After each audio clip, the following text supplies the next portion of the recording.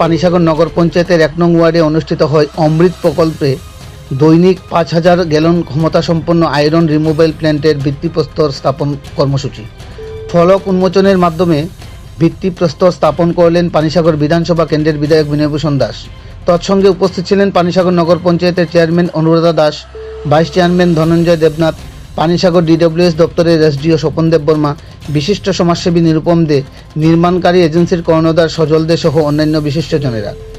উক্ত ভিত্তিপ্রস্তর স্থাপন কর্মসূচিকে ঘিরে পানিসাগর নগর পঞ্চায়েত দপ্তর কর্তৃক জানানো হয় যে অমৃত প্রকল্পে এই ধরনের আয়রন রিমুভাল প্ল্যান্ট পানিসাগর নগর পঞ্চায়েতের 13টি ওয়ার্ডের মধ্যে 4টি ওয়ার্ডে বসানোর কল্পনা বাস্তবায়িত হচ্ছে। এই মর্মে পানিসাগর নগর পঞ্চায়েত এলাকায় 1, 2, 3, 7 এবং 13 নং ওয়ার্ডে মোট 5টি আয়রন রিমুভিং প্ল্যান্ট তৈরির কাজে হাত দেওয়া হয়েছে। জানা গেছে 5টি প্ল্যান্ট নির্মাণে মোট ব্যয় নির্ধারণ করা হয়েছে 2.8 কোটি টাকা। নির্মাণের সময়সীমা নির্ধারণ করা হয়েছে 6 মাস। আলোচনা রাখতে গিয়ে বিধায়ক বিনয়ভূষণ দাস জানান, পানিসাগর নগর পঞ্চায়েত এলাকায় প্রায় 75% বাড়িঘরে নলের মাধ্যমে ঘরে ঘরে জল পৌঁছে দেওয়া হয়েছে। বাকিদের আগামী 2026 সালের মধ্যে ঘরে ঘরে জল পৌঁছে দেওয়ার পরিকল্পনা লক্ষ্যমাত্রা স্থির করা হয়েছে। 1 নং ওয়ার্ডের বাসিন্দা তথা আয়রন রিমুভাল প্ল্যান্ট নির্মাণের ভূমিদাতা প্রয়াত কুমুদরঞ্জন নাথের ঐকান্তিক প্রচেষ্টার ফলে ওই এলাকায় প্রায় 1.5 শতাধিক পরিবার ওই প্ল্যান্টটি থেকে আয়রন মুক্ত পরিশ্রুত পানীয় জলের সুবিধা উপভোগ করবে। অমৃত প্রকল্পে পানিসাগর নগর পঞ্চায়েত এলাকায় প্রতিটি ওয়ার্ডে ওয়ার্ডে এই ধরনের আয়রন রিমুভিং প্ল্যান্ট বসানোর উদ্যোগ হাতে নেয় পানিসাগর নগর পঞ্চায়েত দপ্তর। এতদিনকার পানীয় জলের উৎসগুলোতে অমৃত প্রকল্পের আয়ত্তায় নিয়ে এসে অত্যাধুনিক প্রযুক্তি ব্যবহারের মাধ্যমে আয়রন মুক্ত করে পরিশ্রুত পানীয় জলে পরিণত করে নগরবাসীকে প্রদান করাতে পানিসাগর নগর পঞ্চায়েত এলাকার লোকজন সাধুবাদ জানিয়েছেন। পানিসাগর প্রতিনিধি রিপোর্ট, শ্যামলী ত্রিপুরা।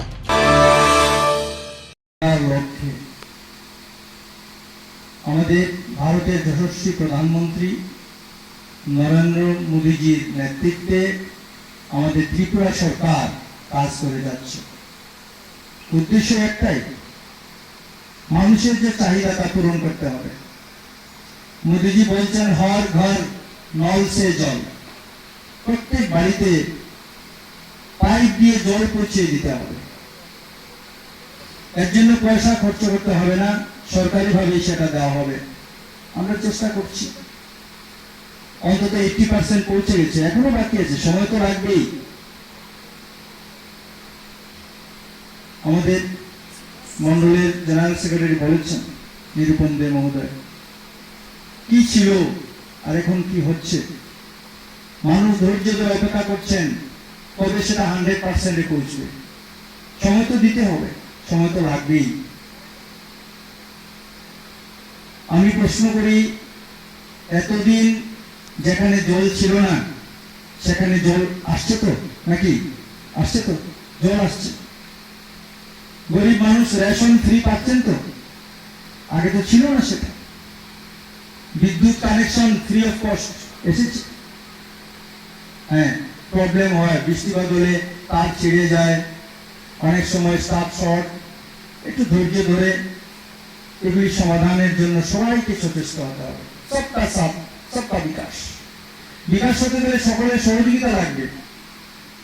প্রত্যেকটা প্রবলেম নিজের প্রবলেম মনে করতে হবে, তখনই আমাদের দেশ এগিয়ে যাবে।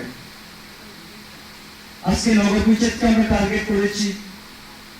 দেখা গেছে আমার কাছে ফোন আসে,